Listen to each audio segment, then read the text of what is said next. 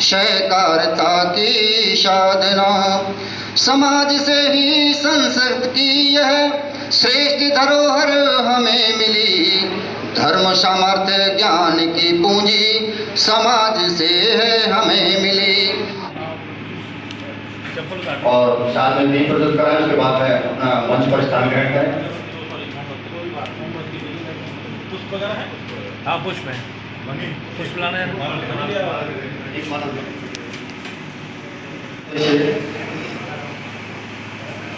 अच्छा, और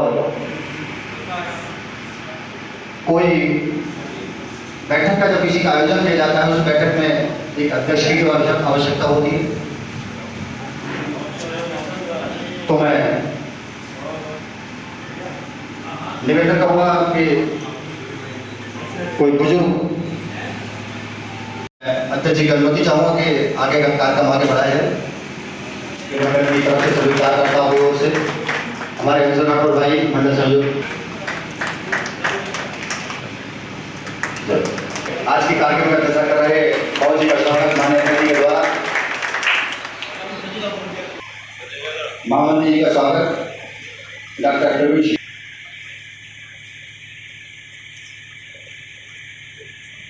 एक बार तालियां जो हमारे मंडल के सह संयोजक हैं।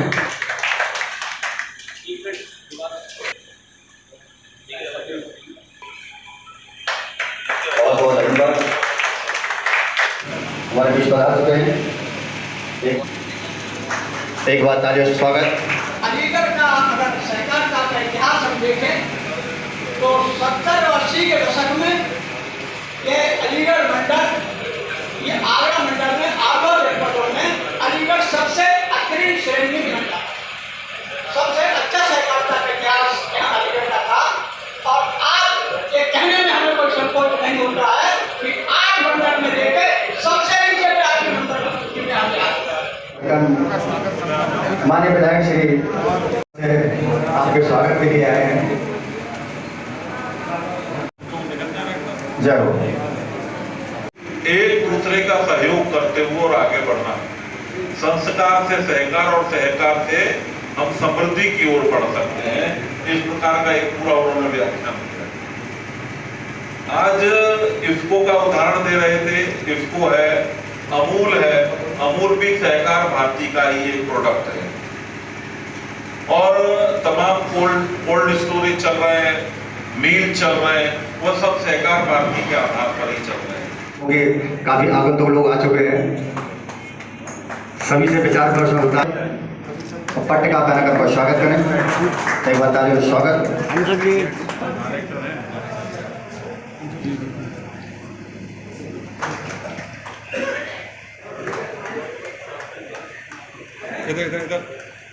आप देखो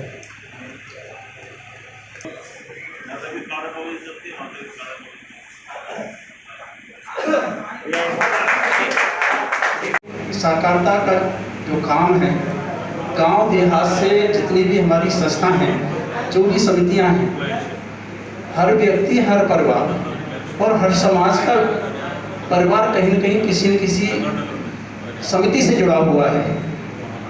तो मेरा तो यही है कि हमने जितने भी पिछली बार में चुनाव हुए थे तो अत्यधिक हमारे अध्यक्ष चुने गए थे और ज़्यादातर निर्बोध हुए थे।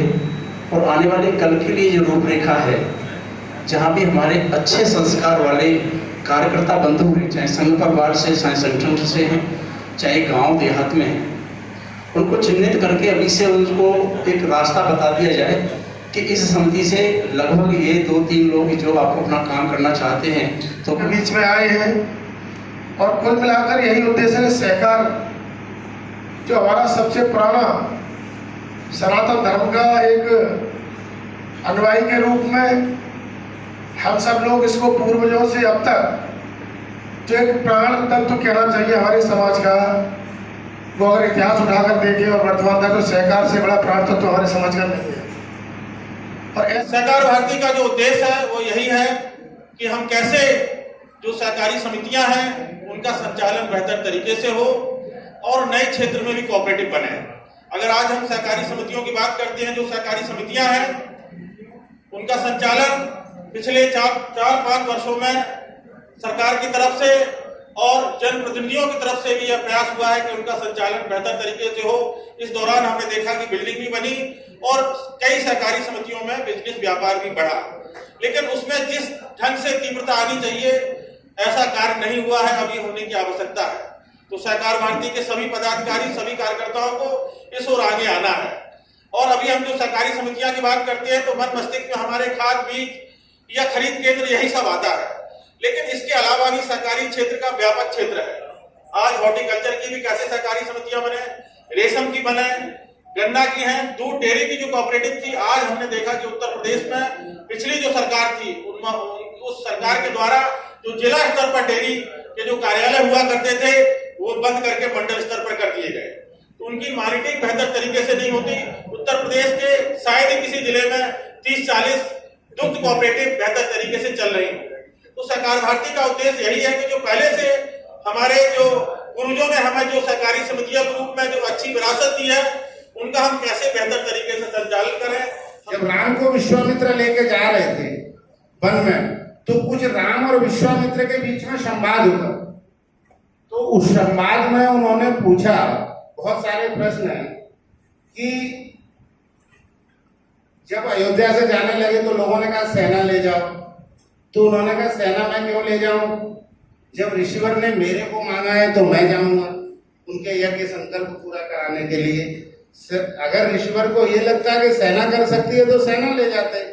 फिर लोगों ने आग्रह किया कि कुछ रथ, हथियार, तीर, कमान, शस्त्र ले जाओ। तो उन्होंने कहा शस्त्र थोड़ा ही मांगने आए हैं गुरुवर, ऋषिवर तो शस्त्रों के विभिन्न निर्माण करता है। उन्होंने दुनिया में ऐसे ऐसे शस्त्र बनाए हैं कि वो तो पूरी दुनिया को परास्त करने की क्षमता रखते हैं। विश्वामित्र इतने तपस्वी हैं, इतने बड़े व्यक्ति हैं। तपस्या बाद की चीज है, उससे पहले वो बड़े राजा थे, बड़े क्षत्रिय थे, उनको सारी युद्ध कलाओं में पारंगत थे, तो वो उनसे भी निपट सकते थे, पर उन्होंने कुछ सोच के मांगा होगा। तो ये सब कहते न वो रथ ले गए, न रब्बे ले गए, न सेवक ले गए, न कोई अयोध्या के संसाधन ले गए। जंगल में जब जाने लगे तो उन्होंने पूछा, भगवान राम से पूछा विश्वामित्र ने कि आप राक्षसों से मुक्ति कैसे दिलाओगे, कैसे यहाँ पे युद्ध संपन्न होगा। तो उन्होंने कहा कि गुरुजी ये राक्षस करते क्या है।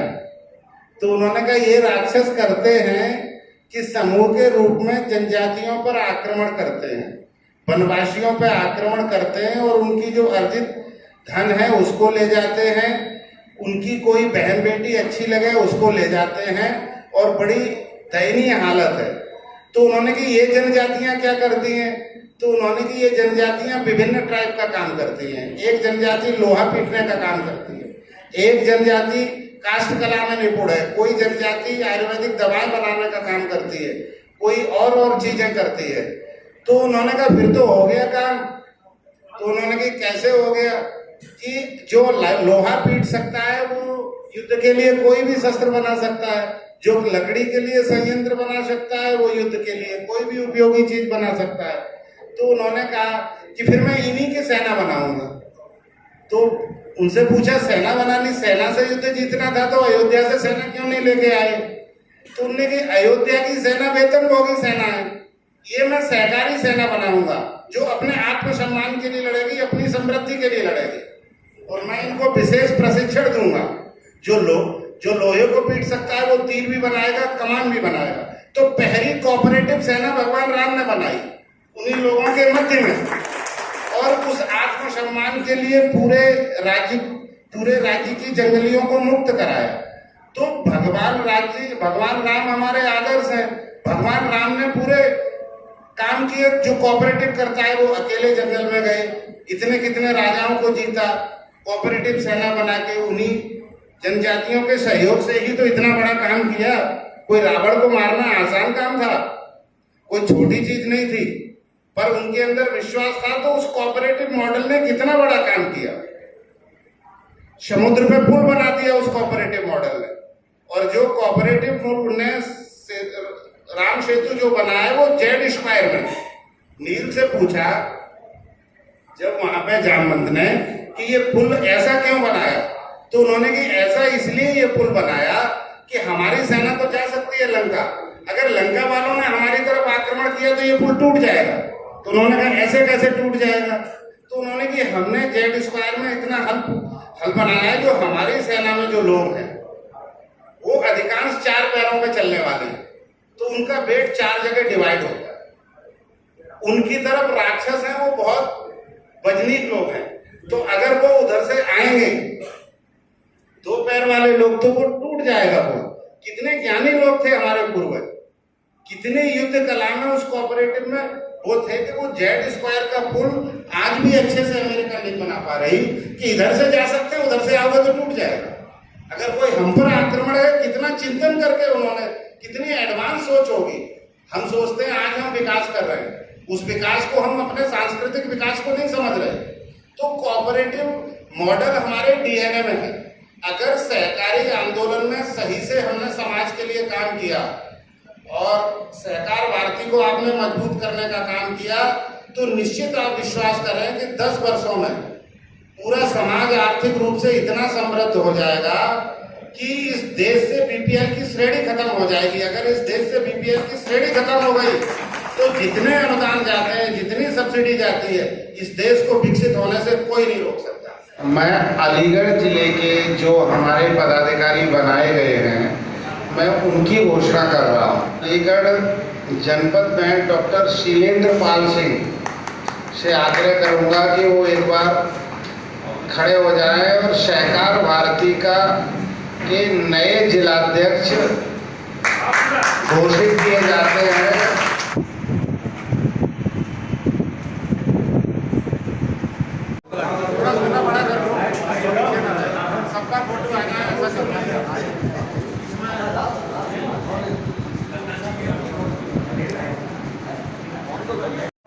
महानगर अध्यक्ष श्री अभिजीत सिंह जी, ऐसा न हो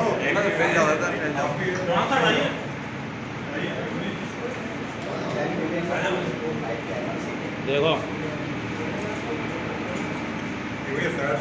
इस समय अलीगढ़ से हूँ और 2 पद और हमारे पास हैं। गौसेवा सिंह उपाध्यक्ष हूँ मैं, और जो सरकारी 2 समिति हैं उनके उपाध्यक्ष भी हैं।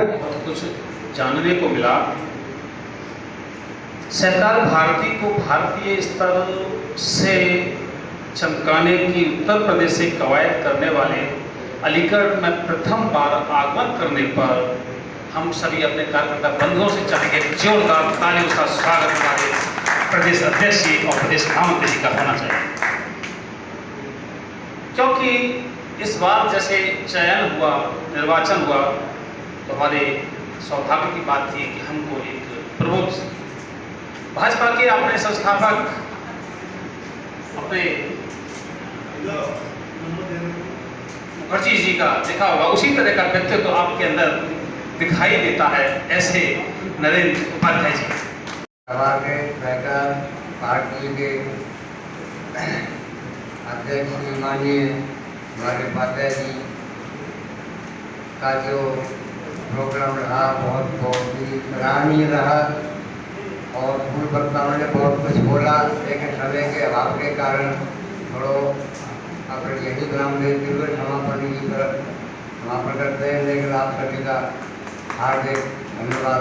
सिंह रावत जी जिले के सहकार भारती के उपाध्यक्ष घोषित किए जाते हैं।